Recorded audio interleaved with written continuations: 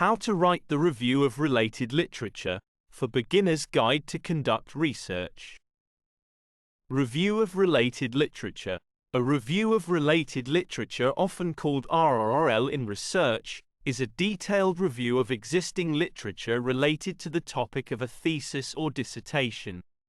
In an RRL, you talk about knowledge and findings from existing literature relevant to your topic. If you find gaps or conflicts in existing literature, you can also discuss these in your review, and if applicable, how you plan to address these gaps or resolve these conflicts through your study. To undertake an RRL, therefore, you first need to identify relevant literature. You can do this through various sources, online and offline. Ensure you are saving all applicable resources because you will need to mention them in your paper. When going through the resources, make notes and identify key concepts of each resource to describe in the review. Before starting the review, determine how you want to organize the review, that is, whether you wish to discuss the resources by themes, dates, extent of relevance, and so on. When writing the review, begin by providing the background and purpose of the review. Then, begin discussing each of the identified resources according to the way you decided to organize them. For each, you can mention the title, author, publication, and date before describing the key concept and points. You may decide to list sections and subsections.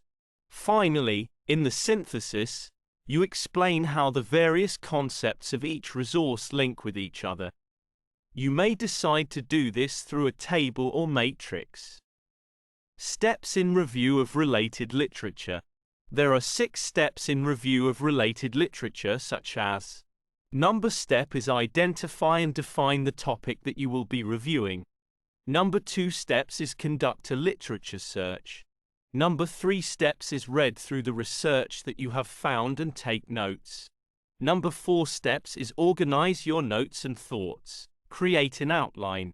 Number 5 steps is write the literature review itself, edit and revise as needed. And number 6 steps is incorporate the literature review into your thesis, dissertation or research paper draft. Why a review of related literature is important. Before thinking how to do reviews of related literature, it is necessary to understand its importance.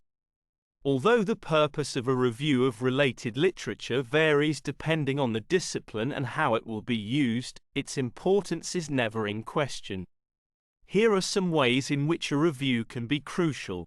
Number 1, importance of review of related literature is that to identify gaps in the knowledge. This is the primary purpose of a review of related literature, often called RRL in research. To create new knowledge, you must first determine what knowledge may be missing. This also helps to identify the scope of your study. Number 1, importance of review of related literature is that to avoid duplication of research efforts, not only will a review of related literature indicate gaps in the existing research, but it will also lead you away from duplicating research that has already been done and thus save precious resources. Number 3, importance of review of related literature is that to provide an overview of disparate and interdisciplinary research areas. Researchers cannot possibly know everything related to their disciplines. Therefore, it is very helpful to have access to a review of related literature already written and published. And number 4, importance of review of related literature is that to highlight researchers' familiarity with their topic. A strong review of related literature in a study strengthens readers' confidence in that study and that researcher.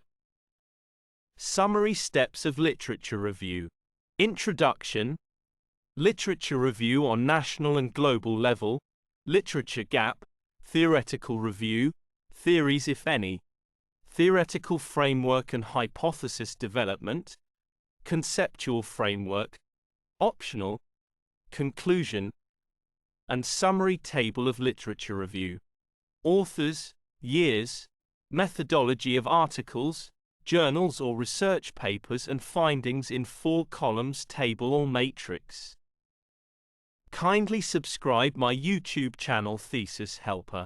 Thanks for watching.